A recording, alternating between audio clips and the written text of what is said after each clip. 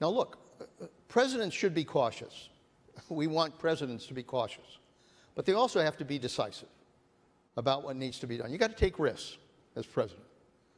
Secondly, you don't want to get bogged down in another war, obviously. We don't, but you also don't want to stand back and allow the situation to deteriorate to the point where your national security is jeopardized.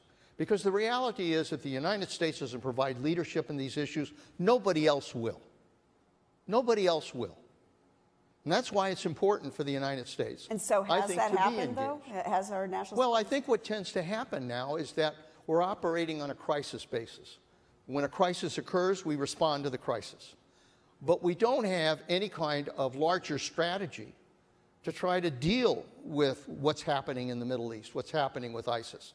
I mean, for example, on the nuclear deal, which in the end, it's not the deal I would have cut, but at least it does restrain Iran in terms of their nuclear enrichment and the potential to do a weapon.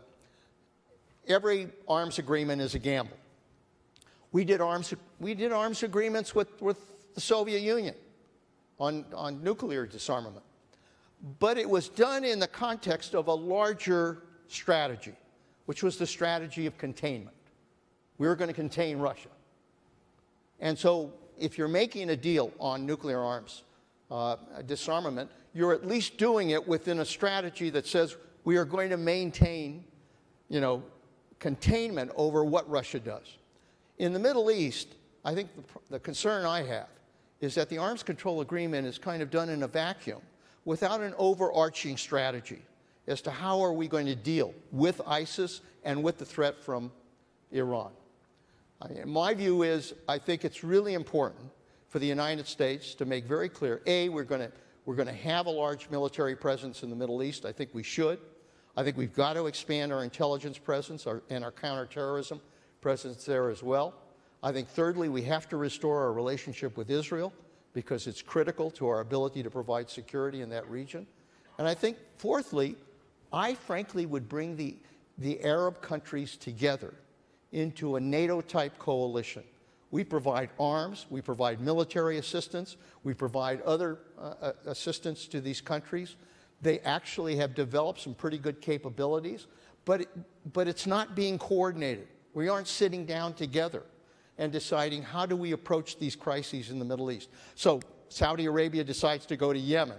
Somebody else decides to go to Syria. Now, Saudis decided to go to Syria on their own. We are not coordinating our strategy. So we ought to be sitting down, we ought to have a joint headquarters, and we ought to be operating on the basis of how do we deal with Yemen, who deals with Yemen, who deals with Syria, who deals with Iraq. And that's what's missing. So my view is it's really important to have that larger strategy. I mean, we're putting 50 guys, special forces, into Syria. I think that's an important move. That's a good move because, frankly, we need to have people, eyes on the ground, to determine what's going on. But the question then is, what is the larger strategy here?